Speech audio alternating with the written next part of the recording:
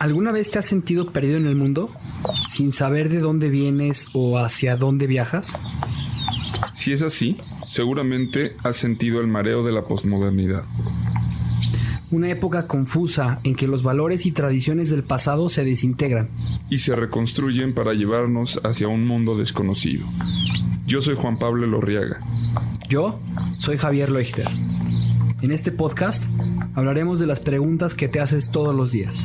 Acerca del mundo, la historia, las relaciones y sobre ti mismo. Esto es Náufragos. Una guía para el navegante posmoderno.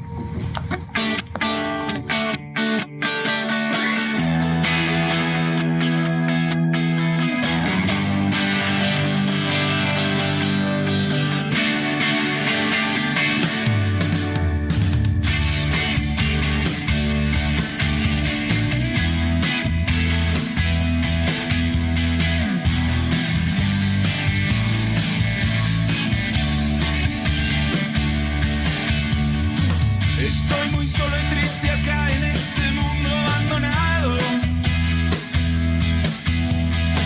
Tengo una idea, es la de irme al lugar que yo más quiera. Me falta algo para ir, pues caminando yo no puedo. Construiré una balsa y me iré a naufragar. Tengo que conseguir mucha más. ¿Cómo estás, Javi? Qué gusto verte. Pues bien contento, Juan. La verdad es que es una mañana con muy poquita bruma y muy, pues está muy rico el clima, ¿no? Sí. Ahí está como neblina, ¿no? Que se ve en toda la superficie del mar. Sí. Oye, pero aparte está como apareciendo ahí, ¿ya viste? Se está formando como una nube chistosísima enfrente de nosotros. Sí, es como un gas que está tomando forma de mujer. Sí. Oye, además nos está llamando, o sea, está pidiendo que vayamos. Tiene una voz como muy agradable. Sí. Ay, mira. ¿Quién eres tú? ¿Cómo te llamas? Hola, ¿cómo Hola. están? ¿Qué es esto? ¿Dónde estoy? Pues no, la verdad es que estás navegando en los mares de las dudas y las preguntas con nosotros. Nosotros somos un par de náufragos que nos gusta cuestionarnos ciertos temas en esta balsa. Sí, estamos un poco perdidos todavía, pero bueno, vamos encontrando el rumbo hacia un nuevo mundo después de todo este caos que se viene viviendo en la humanidad. ¿Quieres pasar a sentarte un rato con nosotros y platicar? Me encantará, mucho gusto en conocerlos. Yo soy Patti Bueno. Patti, pues encantados de conocerte y de recibirte aquí en la balsa. Pues a ver, platícanos un poco de ti, ¿a qué te dedicas? Pues bueno, yo soy un amante de explorar todo lo que son nuestras emociones, todo lo que es este misterio de la vida. ¿Qué hacemos aquí en este planeta azul bellísimo? ¿Qué legado podemos dejar a la humanidad y cómo compartir con todos los seres que habitan este bello planeta? Esa es mi pasión, y mi pasión es la muerte. La muerte, pero no desde un lugar, no desde un lugar tenebroso y todo lo que tiene que ver, sino desde un lado muy, muy amoroso, como parte de nuestra humanidad, explorar cómo podemos tener mejores herramientas para ser más amigos de la muerte, un paso que todos vamos a dar, ese gran misterio, ese último umbral, esa última iniciación al final de la vida, que es tan misterioso que no sabemos en qué momento nos va a tocar vivirlo. Sí. Ustedes, cuéntenme un poco de ustedes. Pues mira, te platico, yo me dedico al cine, soy director, tenemos Javier y yo una empresa juntos en la que hacemos además algo de de publicidad y documental, cosas un poco más comerciales, pero la esencia es el cine y pues también creo que hablo por los dos en esto, somos buscadores, no te diría de la verdad, porque ¿qué es la verdad? Pero sí nos gusta preguntarnos muy a fondo. Entonces cada que tenemos invitados que nos ayudan a ampliar la perspectiva o a generar nuevas preguntas, pues es un gran placer, ¿no? Entonces, pues qué gusto tenerte a bordo. Y la muerte es, creo que es uno de los más centrales, ¿no? De todos los temas que podemos llegar a tocar. A veces nos vamos como por temas menores, se podría decir, y sin duda es, yo creo que el más grande de todos, porque si hablando de verdades, pues yo creo que la única verdad es que todo cambia y que vamos a morir, ¿no? Eso es algo con lo que podemos contar. Entonces, pues sí quisiera empezar a lo mejor haciéndote una pregunta que tiene que ver con el miedo, ¿no? A la muerte que todos tenemos, que es natural, pero yo creo que parte realmente de ese miedo es el miedo a lo desconocido, ¿no? O sea, o como quien dice, la muerte es como es lo desconocido por esencia, ¿no? Es la base de ese miedo, y que es todos los miedos al final del día se traducen en ese, ¿no? Si los llevamos como a lo más abstracto, pues todo nos lleva al temor a lo desconocido, y lo más desconocido al final del día es la muerte. Entonces, en ese sentido, siempre he tenido la pregunta, ¿no? ¿Qué es lo que sabe un tanatólogo que los demás no sabemos, o cómo aborda ese desconocimiento, ¿no? Muy buena pregunta, Juan. Pues los miedos de cada quien acerca de la muerte, yo creo que son distintos. A mí me encanta, yo tengo un podcast que se llama Amorte, y justo entrevisto a muchas personas que han tenido pérdidas, entrevisto también a médicos, entrevisto a expertos, a psicólogos, terapeutas, de diferentes corrientes, para entender y poder ver la mirada tan única que tenemos cada ser humano respecto a la muerte. Lo único que te puedo decir, que la mirada del tanatólogo es ayudarte a explorar qué es lo que realmente estás sintiendo respecto a ese miedo de la muerte. ¿Es miedo a la muerte en sí? Quizás es miedo a dejar a hijos pequeños, tal vez. Para aquellos que no tienen hijos pequeños, quizás su miedo sea más la manera en que van a morir, en cómo van a morir. No es lo mismo si alguien ha tenido quizás un accidente o ha vivido una situación de violencia. Sus miedos van a ser muy distintos a alguien que ha vivido una vida muy tranquila y no ha tenido ningún roce con la muerte. A mí, por ejemplo, mis propios miedos acerca de la muerte son más bien a que sea muy dolorosa, quizás, que sea como por una enfermedad muy, muy, muy dolorosa, degenerativa, o quizás en un accidente que sea que haya mucho dolor físico. Ese es mi miedo con la muerte. La muerte en sí la considero tan misteriosa y me llama tanto la atención, y me parece como como les decía, ¿no? Como ese último umbral, el gran misterio, el regreso a casa.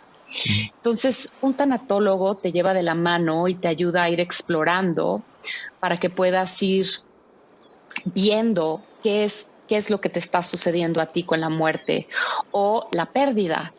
¿Qué es lo que significaba esa pérdida en tu vida y cómo poder elaborar un buen duelo? Ok.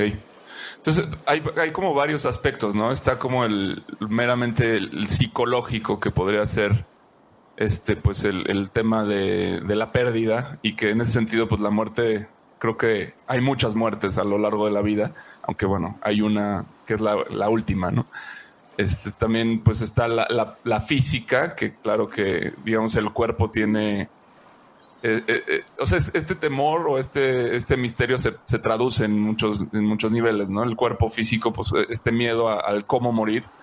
Y luego también yo pienso que es tal vez lo que a mí más me atrae, que es la parte simbólica o la cuestión del significado que proviene de la muerte de un ser querido o de la propia muerte, ¿no? Un tanatólogo aborda, digamos, todos estos niveles o se enfoca en alguno. El tanatólogo te acompaña, hace un acompañamiento. Si es a un enfermo terminal, hace el acompañamiento al enfermo terminal y sus familiares o sus cuidadores primarios, como para poder ir haciendo un coaching o una guía para ir dando los pasos necesarios como para poder ir cerrando ciclos. Entonces es muy importante, por ejemplo, la recapitulación de nuestra vida a un enfermo terminal le puede ayudar mucho como para ver cómo está cerrando sus ciclos y cómo se va, qué pendientes todavía tiene abiertos, qué cosas son importantes todavía trabajar para poder tener una muerte más tranquila, por lo menos emocionalmente, porque la parte física no sabemos cómo va a ser, ¿no? Entonces, eso es muy, muy importante y los rituales y las ceremonias nos ayudan para irnos preparando para esta etapa de vida para la muerte que no sabemos nunca cómo va a ser, como hemos ya dicho, ¿no? Entonces, las muertes simbólicas son muy importantes, como ir viendo en esas pérdidas, digamos, en esos fines de ciclos de vida, nos ayudan para ir preparándonos para nuestra muerte, porque una vez más, nunca sabemos cómo va a ser. También un tanatólogo hace un acompañamiento a personas que están viviendo una pérdida. Entonces, un tanatólogo, por lo general, visitas a un tanatólogo a veces puede ser, si es un tema relativamente sencillo, post-muerte, puede ser de una a 3 sesiones, y un tanatólogo máximo, si no tiene otras herramientas, si no es psicólogo, si no es logoterapeuta, si no es coach de algún sistema, por lo general solo hace un acompañamiento de máximo 10 sesiones, dependiendo de cómo está de complicado ese duelo. Van saliendo a veces en las sesiones eventos o cosas que venimos cargando de otras pérdidas que quizás no se han resuelto. Entonces, cuando ya es un poco más, cuando se empieza a profundizar y empiezan a salir otros temas, es muy recomendable que quizás la persona necesita hacer una terapia psicológica como para evaluar otros temas que quizás salieron en ese acompañamiento tanatológico. Yo trabajo mucho con un sistema que se llama Radical Living. Dentro de ese sistema tiene como una rama que se llama perdón radical, Radical Forgiveness. Y es una herramienta que yo he encontrado que es preciosa para poder elaborar un buen duelo. Me gustan muchísimo las ceremonias porque nos ayudan a hacer un espacio para elaborar un buen duelo. Entonces, muchas veces voy a recomendar a algún cliente que me llega a ver por una consulta tanatológica que haga un altar donde puede honrar a esa persona que acaba de fallecer, o quizás no es una persona física, quizás es una muerte simbólica de algún evento en su vida. Entonces también poder hacer como un altar como para poder honrar eso que está sucediendo en su vida. Me parece súper interesante todo lo que dices, porque justamente venimos de salir de una plática que hablamos del tema del ritual y la importancia del ritual en nuestras vidas, que es algo que hemos ido dejando poco a poco. Y ahora que he tomado mucho toda esta conciencia sobre el ritual en nuestras vidas, me llega he estado pensando mucho en algo que es la crisis existencial.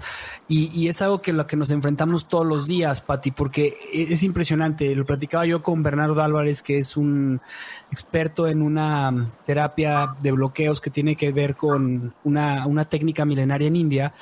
Y decía, vamos a experimentar la crisis existencial. Siéntate, cierra los ojos, respira y quédate tranquilo. Es casi imposible hacerlo porque estás pensando en tengo que hacer esto, tengo que pensar en esto, y eso se llama crisis existencial. Entonces, ¿a qué voy con esto? Es que la muerte, para poderla asimilar, es que tenemos primero que entender que estamos todo el día en una crisis existencial. Entonces, creo que esta parte que tú haces como tanatóloga, me parece sumamente interesante porque es entender a la muerte de una forma muy diferente a través de lo que ha sido nuestra existencia, que son estos ritos. Sí, totalmente. El ser humano, digamos que la parte frontal de nuestro cerebro es bastante nueva y hay muchas reacciones inmediatas que tenemos en nuestro día a día, que muchas veces reaccionamos todavía con el cerebro reptiliano, que es la parte más antigua, ¿no? Entonces, es muy importante, la ceremonia o el ritual ayuda mucho a nuestro cerebro para poder digerir y poder ir entendiendo o acomodando en nuestro cuerpo todo aquello que sucede en un momento que es demasiado rápido, que es un shock, que es algo que sucede en un momento donde quizás no tenemos idea de qué va a pasar en nuestra vida, ¿no? Entonces, nos ayudan mucho las ceremonias y los rituales a ser un buen lugar para poder, digamos que tengo una amiga que le choca esta palabra, encuerpar, ¿no? En inglés es embody, y es poder traer a esa conciencia corporal que está en nuestro cuerpo y decir, ok, sí sucedió, pero aquí estoy contigo.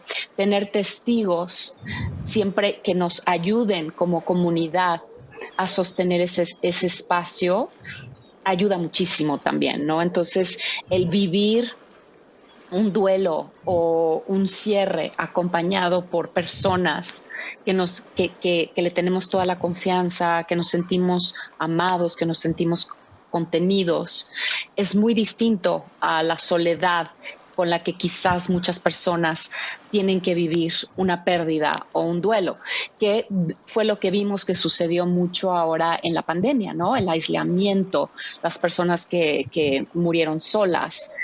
Todos esos duelos son duelos complicados.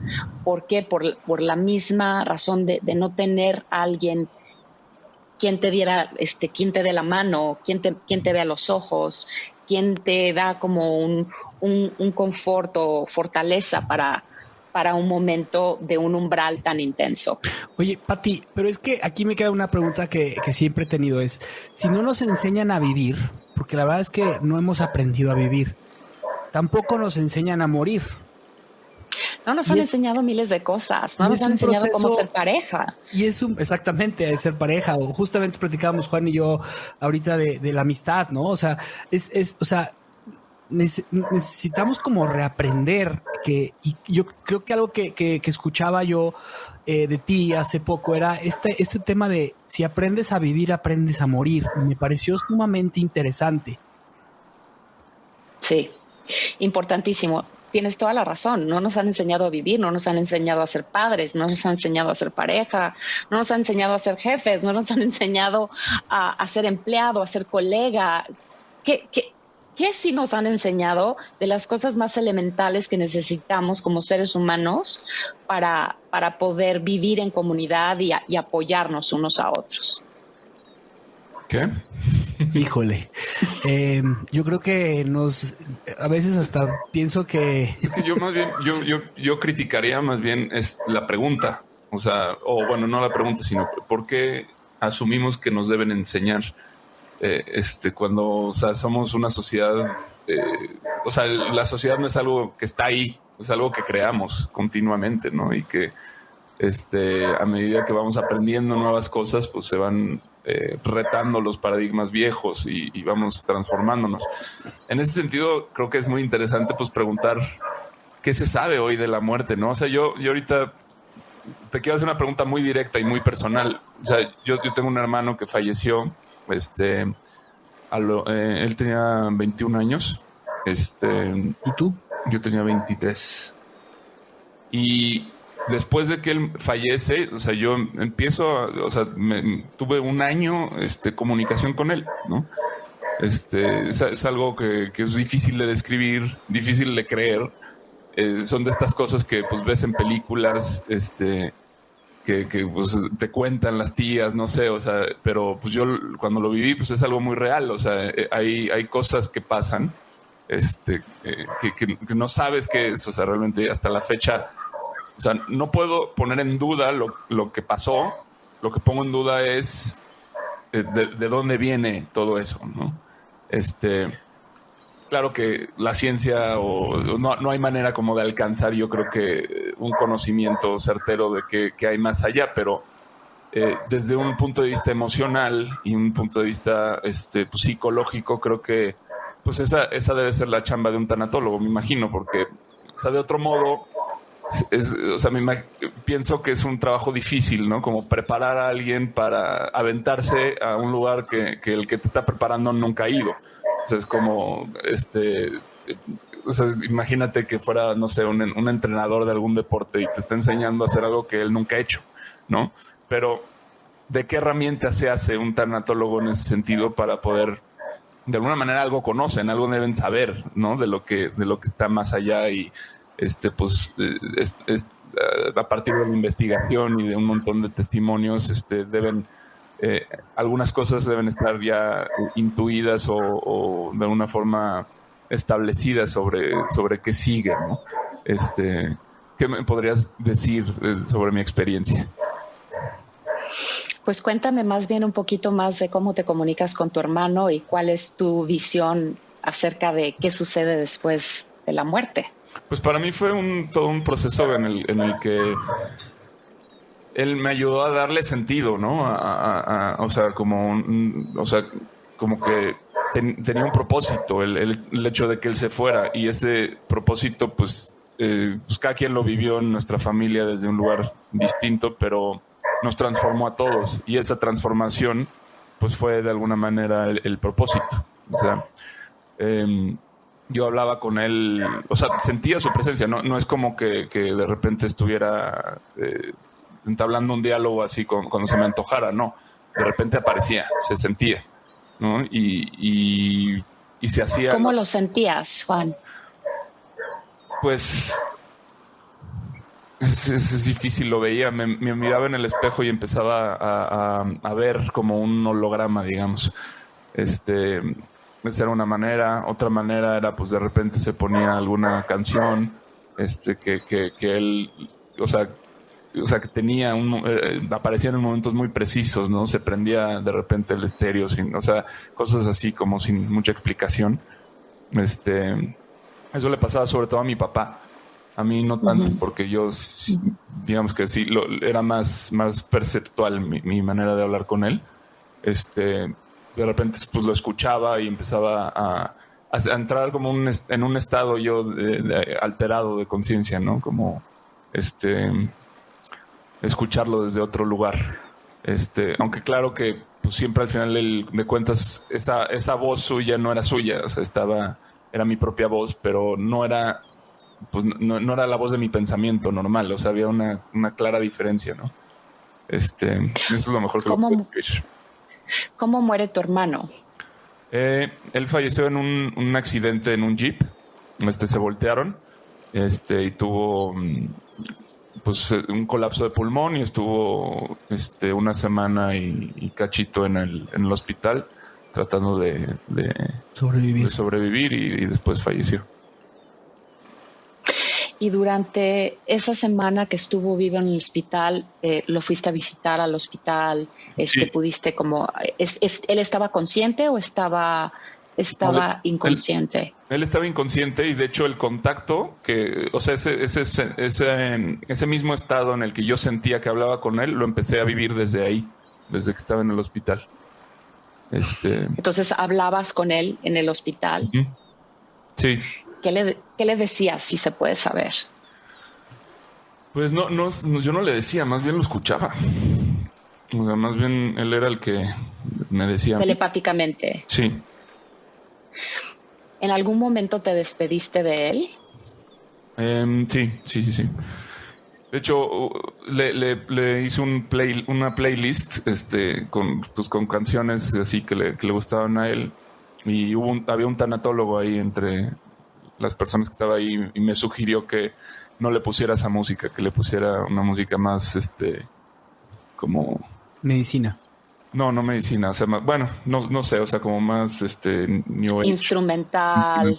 Uh-huh. O quizás ondas para el cerebro. Uh-huh. Tal vez te sugirió mantras o cantos gregorianos. Algo así. Dependiendo. Sí, una de las cosas que se sugieren mucho cuando alguien está entre la vida y la muerte es no poner sonidos, uh-huh, olores, cualquier cosa que a los sentidos los anclen, sobre todo si le está costando trabajo morir, porque todos esos sentidos no nos permiten morir, ¿no? Y cuando alguien está sufriendo o está teniendo una muerte difícil, eso es muy recomendable. Pues como tanatólogos, por supuesto que no sabemos qué sucede después de la muerte y cada quien, por eso les decía, cada quien tendrá su propia idea de lo que sucede. Quizás algunas personas han tenido experiencias cercanas a la muerte, yo he tenido varias y en mi experiencia me han pasado cosas como por ejemplo ver mi cuerpo, ¿no? Darme cuenta que ya no estoy en mi cuerpo, no sentir dolor, estaba me pasó en el parto de mi segundo hijo, uh-huh, que perdí signos vitales y de repente pues escuchaba todavía todo lo que estaba pasando en el cuarto, veía cómo los doctores y las enfermeras entraban y salían y veía desde arriba mi cuerpo, pero no sentía ningún dolor físico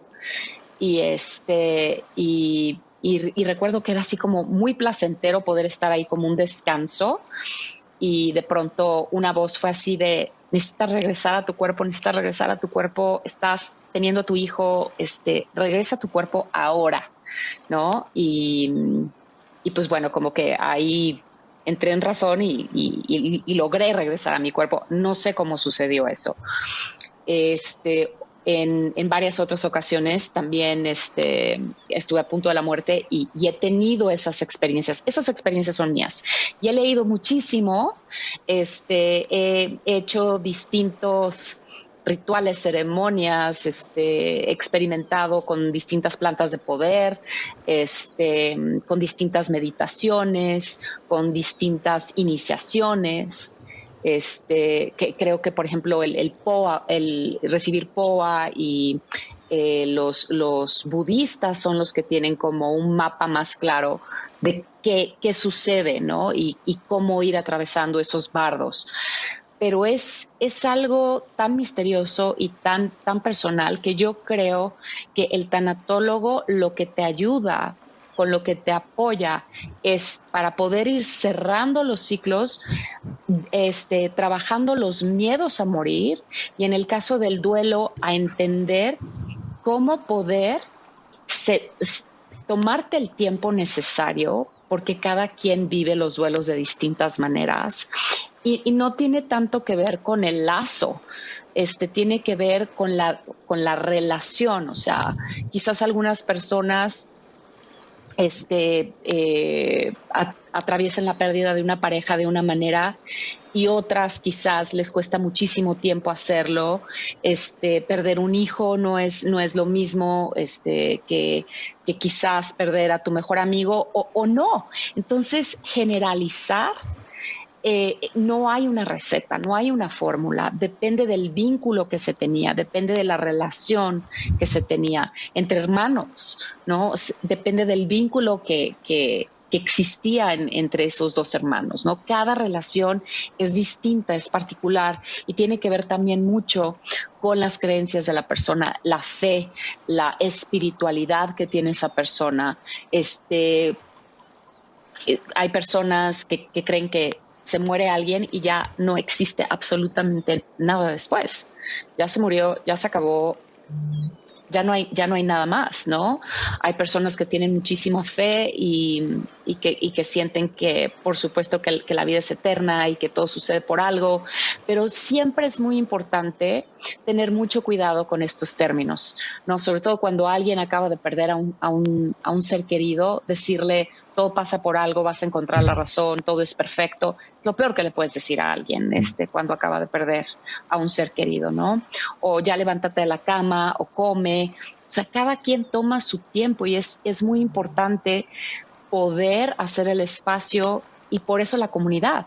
Porque si nosotros no sabemos cómo estar cómodos con nuestras propias emociones, ¿cómo vamos a poder estar para otra persona? Y no para decirle cómo lo va a vivir o cómo lo va a sentir o porque tengamos las respuestas para esa persona, sino simple y sencillamente para tener la empatía suficiente para poder hacer ese espacio para que esa otra persona se pueda tomar el tiempo y quizás ayudarlos en comunidad a resolver el súper, cosas muy prácticas, ¿no? O simple y sencillamente el acompañar a alguien, la presencia, ¿no? El tomarse un té con alguien y no tener que decirle nada y a poder acompañarlo a llorar o quizás a escuchar música o escuchar historias de esa persona que acaba de fallecer, que necesita contar. Para eso es la comunidad. Para eso es que es importante que nos enseñen. No hay, otra vez, la receta médica, no digo la receta, la fórmula secreta de paso 1, paso 2, paso 3, los pasos. Muchas veces podemos decir, ok, suceden estas cosas en el duelo, pero no significa que vamos a pasar por todas esas emociones o todas esas etapas que quizás puedan estar involucradas en una etapa de duelo. Sí, pero fíjate qué padre todo lo que estás diciendo, Pati, porque, o sea, parte de lo que pasa al momento de perder a alguien es, primero hay que hacer un proceso de compasión y de empatía, ¿no? Tú como persona, o sea, un proceso de compasión en el que, pues, a lo mejor tú no has vivido algo así, nunca lo has tenido, pero sí puedes sentir el dolor de la otra persona a través de la empatía y de la compasión a la que tienes.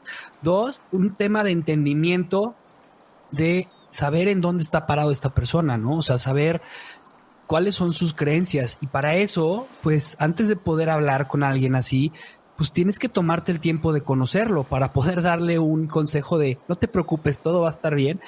Pues no, o sea, y por eso al principio de mi pregunta era, no nos enseñan a vivir. Me refiero a eso, no nos enseñan tampoco a estar, no hemos aprendido, vamos a quitar el no nos enseñan. No hemos querido aprender a vivir y no hemos querido aprender a comunicarnos con las otras personas. ¿Para qué? Para conocernos. Luego, el tercer punto que veo que me parece sumamente interesante es ¿cuál es tu comprensión de la muerte? O sea, ¿qué es lo que significa para ti la muerte? Y desde ahí empezar a hacer puentes. ¿Para qué? Para que los procesos de duelo, para que tu muerte sea muchísimo más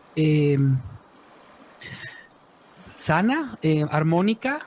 Y es algo que, o sea, a través de estas plantas de poder que tú mencionabas, es algo que yo he experimentado en mi vida. O sea, el tema de morir, ¿no? Experimenté a través de esto la muerte varias veces.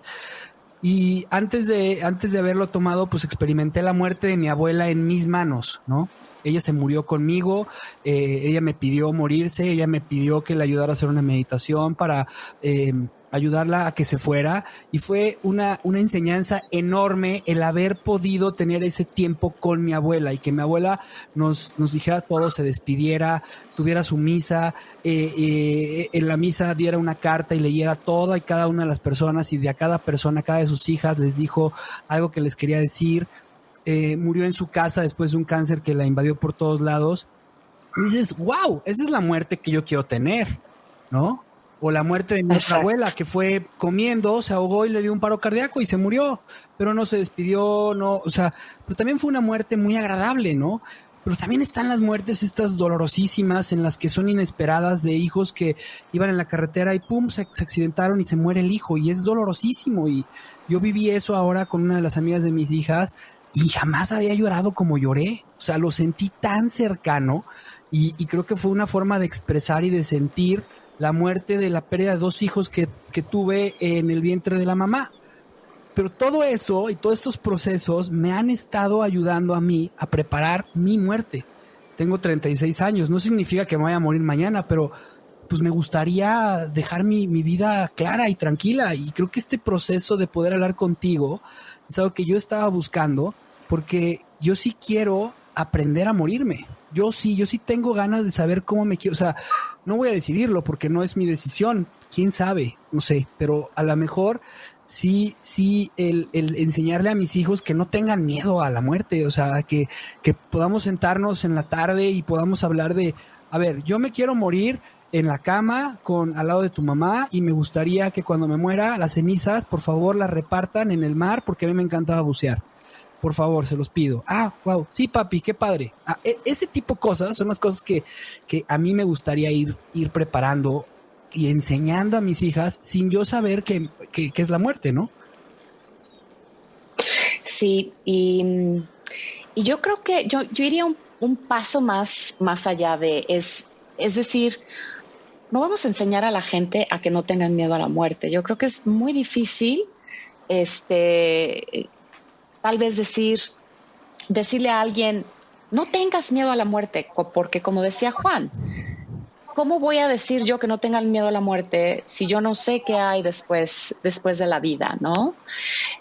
Más bien es explorar y profundizar en cuáles son esos miedos, porque entre más tengamos claro cuáles son esos miedos, digamos que los fantasmas van desapareciendo. Entonces ya tener como un poder mirar a los ojos aquello que nos da miedo, decir, ok, sí, esto me da miedo por esta razón. Vuelvo al tema, ¿no? O sea, alguien que tenga hijos pequeños y que esté enfermo, pues va a tener un miedo a dejar a sus hijos, que no tiene que ver con el miedo a la muerte. O quizás alguien que tiene una enfermedad degenerativa tiene miedo al dolor de esa enfermedad degenerativa y no es a la muerte, ¿no? Quizás hay cosas mucho peores que la muerte que ni siquiera nos hemos cuestionado, y tal vez por eso cuando tenemos a una persona que amamos que está viviendo una enfermedad, llega un momento en que el duelo se va viviendo mientras la persona va viviendo esta enfermedad, ¿no? Mi mamá tuvo un cáncer súper agresivo de ovarios, estuve en hospice, yo fui su cuidadora primaria 1 año, cirugías, tratamientos, la vi consumirse, ¿no? Y poder estar ahí como tú estuviste con tu abuela, o como yo también tuve el privilegio de estar con varios de mis abuelos de la mano, o con mi madre también de la mano, el poder estar ahí haciendo el espacio para acompañarlos en estos umbrales, es a lo que voy de lo que es esa educación, porque no sabemos cómo va a ser. Ahora, una muerte repentina como la que vivió Juan de su hermano, es otro proceso de duelo completamente distinto, ¿no? Entonces tenemos que saber de qué estamos hablando, otra vez, cuál es la relación, en qué condiciones estaba tu hermano Juan, que no sé qué les estaban diciendo de si sobrevivía tu hermano, cómo iba a quedar, en qué estado de salud o iba a estar bien después, si sobrevivía el accidente o no, que muchas personas como que van elaborando ese duelo, como acomodando de, quizás la vida con la que iban a quedar, si no mueren, ¿no? Pero tampoco nada de eso está en nuestras manos.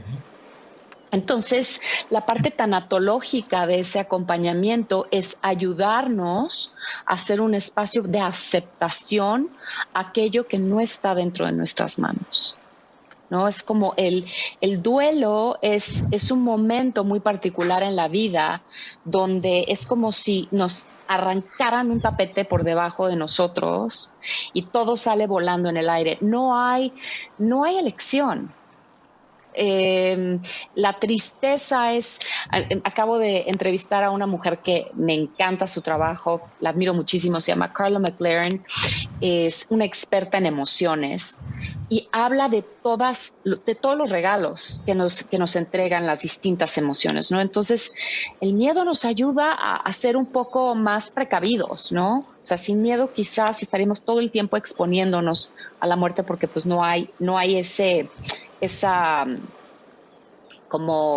precaución, ¿no? La ansiedad nos ayuda a prepararnos para el futuro. La tristeza es una emoción que nos ayuda muchísimo para continuar, para decir, hasta aquí se acabó y ahora voy viendo hacia adelante.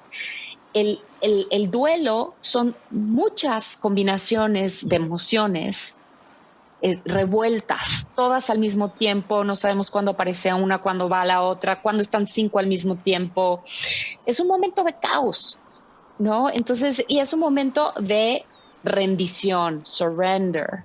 Es como rendirnos ante lo que la vida nos está poniendo enfrente que nos toca vivir. ¿Por qué razones? Cada quien le dará como un entendimiento, un espacio adentro de cada uno de por qué sucedió, porque no sabemos por qué sucedió. Cada quien tiene que ir encontrando esas respuestas. Tú no puedes ir a ver a un terapeuta y el terapeuta te va a dar la razón por la cual se murió tu hermano tan joven. Tú, Juan, tienes que ir descubriendo adentro de ti cuál es la razón que tú le das en tu corazón para poder darle un buen lugar a ese evento que viviste, del cual no tenías tú ni voz ni voto de que fuera así o no. A mí lo que me ha hecho pensar mucho de esta plática tiene que ver con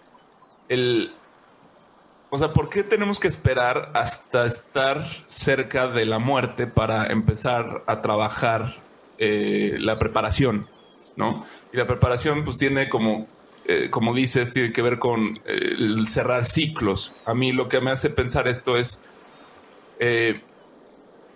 esto de cerrar ciclos tiene que ver con el desapego y con soltar, ¿no? Como ir soltando varias capas de identificación con la vida para poderte ir sin equipaje, ¿no? Así lo entiendo. Pero ¿por qué tenemos que hacer eso antes de morir y no podemos hacerlo? Al final de cuentas, todos nos vamos a morir. ¿Por qué no podemos hacerlo ahora, no? Es decir, al final del día es hacer las paces con esta idea de que nada es nuestro, ¿no? Justo, Juan, por eso hablábamos de la educación, la importancia de la educación sobre la muerte. Y definitivamente no te puedes preparar para la muerte justo cuando la tienes enfrente. Por eso me encanta estos mapas de los tibetanos, de los budistas tibetanos, ¿no? El libro tibetano de la muerte. Seguir es una práctica de toda una vida para irte preparando para la muerte. Y las pequeñas muertes de nuestra vida son definitivamente ejercicios para prepararnos para la gran muerte, que sí es que en algún momento podemos estar preparados, ¿no? Lo mejor que podamos estar preparados, lo mejor que podamos estar viendo que en nuestra vida hoy, o sea, yo puedo decir hoy, yo estoy lista para morir, ¿no? Yo ya he recapitulado toda mi vida, he hecho mucho trabajo alrededor de la muerte, he hecho muchos rituales, muchas ceremonias, he acompañado a muchas personas a morir. Cada vez que tengo una muerte hago muchos rituales alrededor de ella, como por ejemplo me gusta hacer altares de muerte de lo que está sucediendo en mi vida. Entonces, como les comentaba una y otra vez, depende de la etapa en la que estoy de mi vida, donde van a haber cuestionamientos, donde quizás los miedos van a ser distintos, ¿no? No va a ser lo mismo con niños pequeños. Mis hijos tienen 28 y 26 años. Uno ya se casó, el otro vive con su pareja desde hace varios años y les agarró la pandemia y tuvieron que ponerle pausa a la boda. Como que me siento, o sea, con mi pareja, tengo una pareja que amo y adoro, me siento profesionalmente me siento plena, me siento en un momento de mi vida muy plena ahorita. Y ahorita si me preguntaran ustedes si yo tengo miedo a morir ahorita, les diría no. Me siento que estoy en paz, me siento que he vivido las cosas que he querido, me siento que he conocido el amor, que veo a mis hijos contentos, que los veo bien, pero quizás, no sé, quizás en unos años me convierta en abuela y de repente otra vez me aferre a la vida y sea así como de, no quiero morir porque quiero ver a mi nieto crecer, por poner un ejemplo, ¿no? Entonces yo siento que todo el tiempo tenemos que estar haciendo los ejercicios. Es bueno hacerlo como una vez al año o por lo menos cada varios años. Esto que decías de tener estas pláticas con tus hijos, Javier, de decirles qué es lo que quieres tú, qué es lo que quieres para tu muerte, cómo la quisieras, porque no sabes si en 2 o 3 años vas a querer lo mismo que quieres hoy en tu vida. Somos seres cambiantes, ¿no? Y entonces vamos renovándose y partes nuestras se van muriendo y partes van naciendo y de repente renacen otras partes que pensábamos que ya no eran parte de quien somos y descubrimos en unos años que la vida nos vuelve a llevar a otra espiral de esa parte nuestra que de alguna manera habíamos abandonado o habíamos dejado, ¿no? Quizás de pronto, no sé, dentro de mi meditación o dentro de algo, una experiencia que yo viva, quizás a lo mejor lo que les estoy diciendo hoy que yo siento acerca de la muerte cambia radicalmente. Porque es a través de nuestras experiencias y quienes vamos siendo en nuestra vida y en el momento de nuestra vida que nos van dando esas pautas. Fíjate que hay algo que me parece sumamente interesante que es la parte de la paradoja. Y justamente ahorita he platicado con Juan de las paradojas. ¿Cuál sería, Pati, la paradoja que más te gusta pensar? O sea, tú que has estado cercana a la muerte en varios aspectos de tu vida, tanto externos como internos, que lo has experimentado de diferentes formas con estados alterados de conciencia, que lo has experimentado al ayudar a las personas a aprender a morir y que has dejado que la gente se vaya, pues a mí esta parte me parece sumamente interesante de saber cuál es la paradoja que a Pati Bueno le ha movido, lo ha simbrado.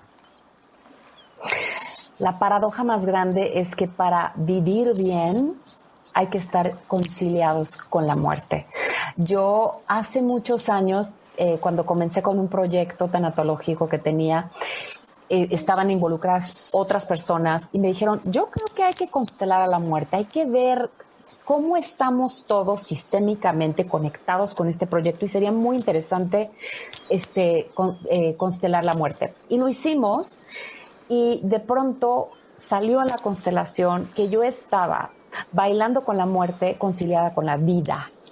Y para mí fue así como una explosión de un entendimiento que era como casi yo quería morir, ¿no? Como que estaba con la vida así como de, ok, la voy pasando, pero realmente, o sea, ya, quiero morir. Había una parte mía muy, muy inconsciente que estaba solo conciliada con la vida. Estaba bailando con la muerte y conciliada con la vida. Y dentro de esa constelación lo que hicimos fue moverme del lugar, mover las piezas, a ver si podía yo llegar a una nueva frase que es bailando con la vida, conciliada con la muerte. Y entonces la muerte ha sido una excelente aliada en mi vida porque me ha enseñado a vivir mucho más plena. Y yo creo que ese es el gran regalo de la muerte. El gran regalo de la muerte nos recuerda cada día, o sea, yo llevo a la muerte aquí, ¿no? Entonces es como si hoy, o sea, como si nos preguntáramos en la mañana si hoy fuera a morir o me quedara una semana o me quedara un mes o me quedara un año de vida, ¿qué quisiera hacer en estos momentos de mi vida? Y creo que eso nos pone en perspectiva realmente cómo quisiéramos vivir. Porque como realmente no sabemos cuándo nos va a tocar el momento de la muerte, entonces qué gran pregunta con la cual vivir meditando, porque creo que nos da mucha plenitud de hacer las cosas con el corazón mucho más abierto, cuando realmente no sabemos que vamos a morir. ¿En qué momento? Entonces nos da una profundidad de realmente, no sé, relacionarnos distinto. No sé si ustedes lo han sentido de esa manera. Yo creo que sí, o sea, sí. De hecho, esto que te pasó en la constelación, a mí también lo vi también en una ceremonia. Estoy más como con el tema de la muerte todo el tiempo, ¿no? Pero es paradójico porque abrazar la vida implica de alguna manera, creo que esa renuncia a la vida. es un tema que tiene que ver con esto, o sea, de entender que nada es tuyo. O sea, que al final de cuentas, nacemos al mundo con un montón de cosas que ya nos vienen dadas por familia, por cultura, o sea, vienes con un montón de regalos, ¿no? Y naces a estos regalos y asumes que son tuyos. No me refiero ni siquiera al tema material, sino a todo lo emocional, lo espiritual y todas estas cuestiones. Y cuando empiezan a morirse, empieza a entrar como en este caos que describías, ¿no? Porque pues, todo muere al final y todo, pero nada de eso, o sea, que tú asumes como tu identidad incluso, realmente es tuyo.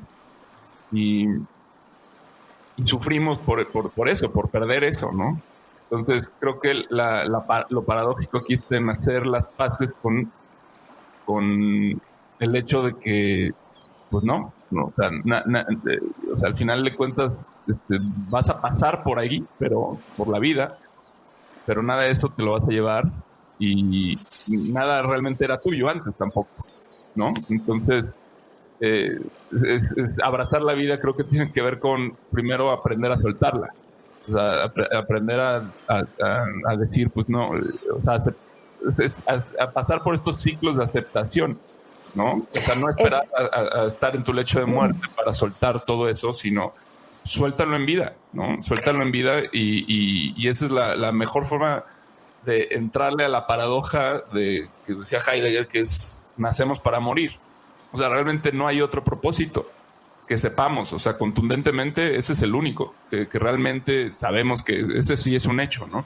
Porque todo lo demás de que si vine a cambiar el mundo, que si vine a trascender, a no sé qué, todo eso está fuera de tu alcance y control y al final del día vas a ser olvidado, ¿no? También algún día, a lo mejor causas mucho impacto, pero nada de eso es tan real como propósito como el hecho de que naces para morir.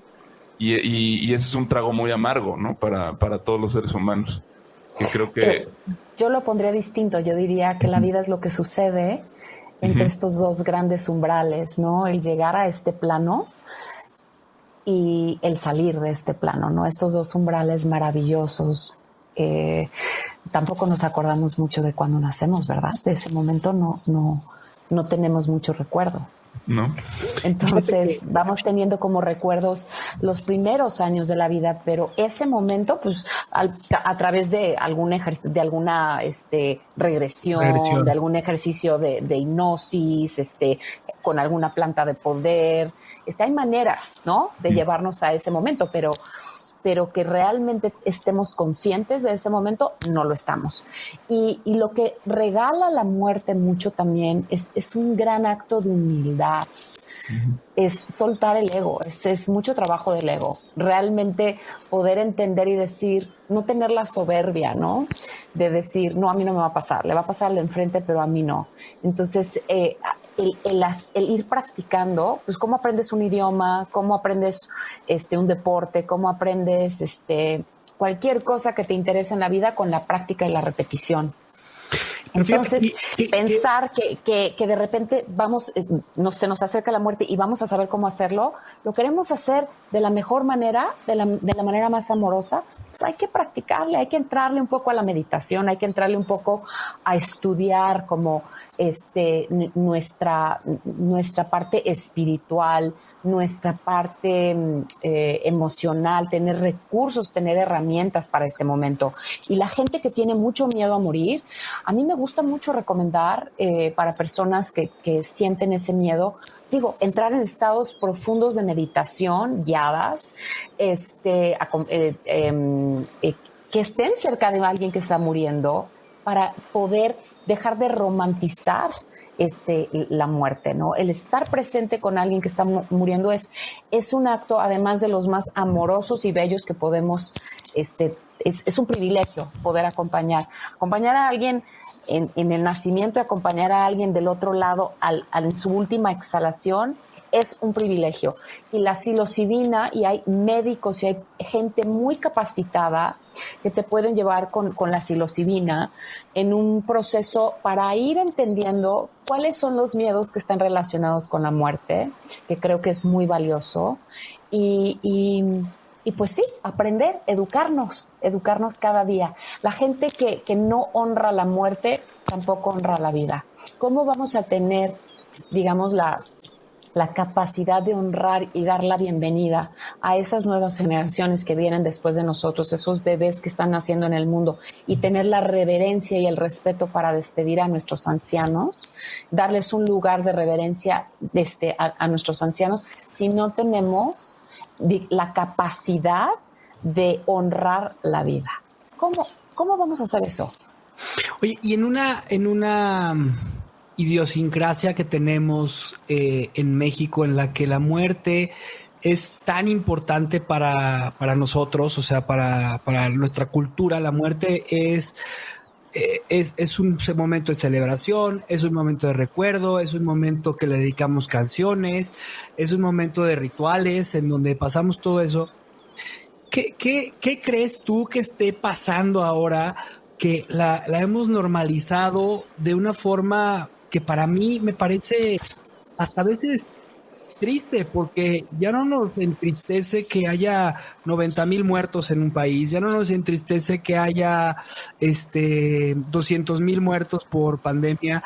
O sea, lo empezamos a normalizar, pero no una normalización sana, creo yo. Pero bueno, México siempre ha sido, desde hace mucho tiempo, es un país que le brinda culto a la muerte, ¿no? Entonces, creo que a lo mejor, sí, lo que estamos viviendo ahorita, yo creo que es simplemente una transformación de cómo ese culto desde siempre, pues hoy está aflorando, digamos, nuevamente. Pero sí, ¿qué opinas de esta parte? Yo opino que es una práctica, entre más reverencia y más respeto tengamos a la vida, más respeto le tenemos, un mejor lugar le podemos dar a la muerte. Y eso va desde la manera en que nos alimentamos, en la manera que respetamos, digamos que la ecología, la manera en que vivimos nuestro día a día, de entender, ¿no? Que estamos sobrepoblados, que todos debemos de hacer un compromiso de cómo vivo, en qué gasto mi dinero. O sea, entre más hagamos conciencia y no digamos, no lo quiero ver, o sea, el voltear a ver las cosas de frente, darles un lugar, poner un granito de arena, poder tomarnos el tiempo para estar con alguien que quizás está solo y no tiene quien lo acompañe en un momento de enfermedad, en un momento de carencia, lo que sea. Eso nos va sensibilizando, o sea, necesitamos hacer estos vínculos para irnos sensibilizando a lo que está sucediendo. Por eso la comunidad es tan importante. Muy bien.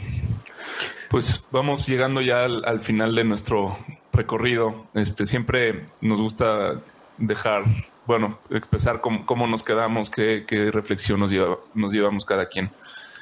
Yo, la verdad es que me encantó lo que mencionas de entre más aprendamos a bailar con la vida, vamos a estar mayor conciliados con la muerte.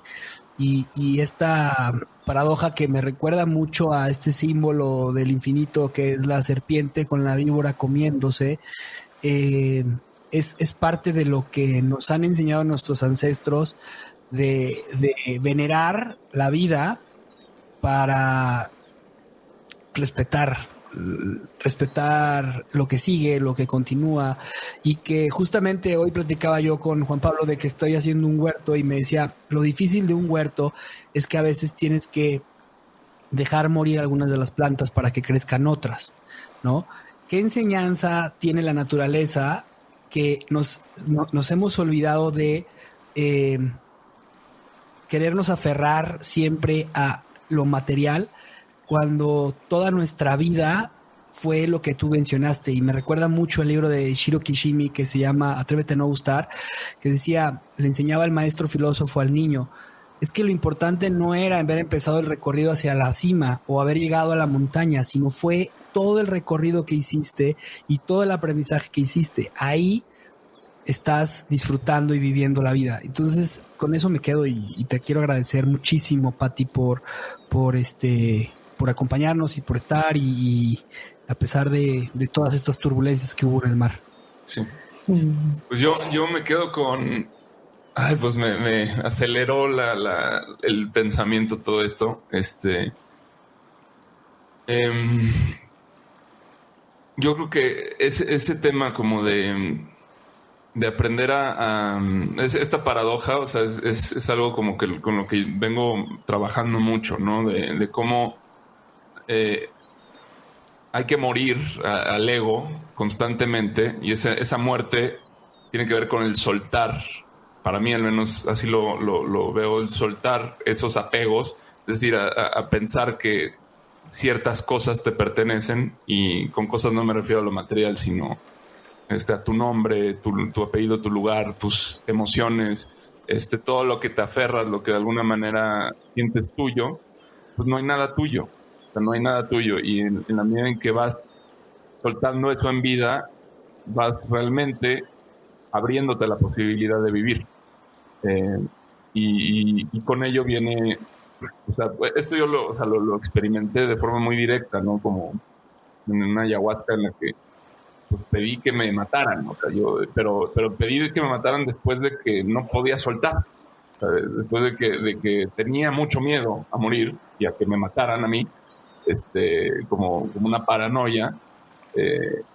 Entonces, o sea, me vi en esa encrucijada de ya no soporto el miedo, ya quiero descansar porque estoy agotado de pelear con esto todo el tiempo, ¿no? Emocionalmente.